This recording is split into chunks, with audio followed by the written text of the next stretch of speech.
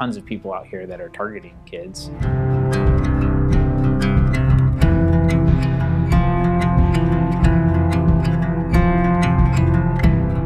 At the rate they're doing it and at the intensity they're doing it, I mean, there's no way that a child or even a teenager could intelligently navigate a conversation and know when they've gotten overwhelmed or over their head. They have, the regular stresses of life, and now you throw this into the mix. It's a recipe for disaster.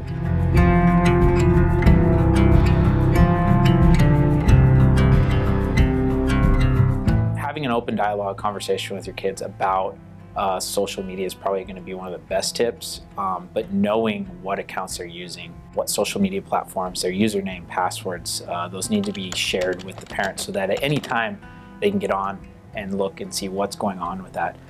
It's very common that kids give parents one username login, but they have multiple other accounts. So knowing what accounts are associated with your children is going to be huge in helping them prevent a problem down the road. Knowing what email addresses your children have, that's going to be kind of the cornerstone of how these social media platforms are opened up.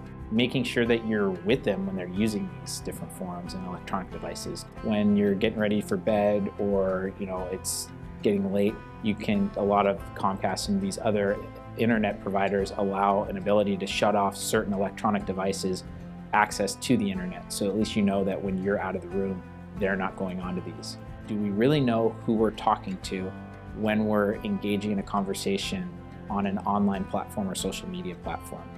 And if we don't, would you normally feel comfortable talking about specific topics to a complete stranger out on the street?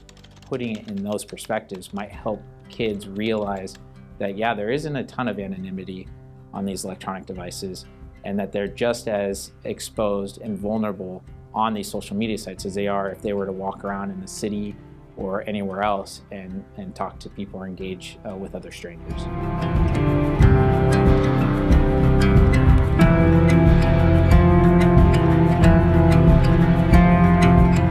There was a lot of push to try and go to different forums because Facebook and other social media sites knows that this is a problem, and they do as good of a job as they can to try and make sure that their guidelines and rules are being followed. So knowing that a lot of these people will try and move conversations off of the original social media site where they started the conversation to more private apps or text messages where they can now start sending videos and pictures.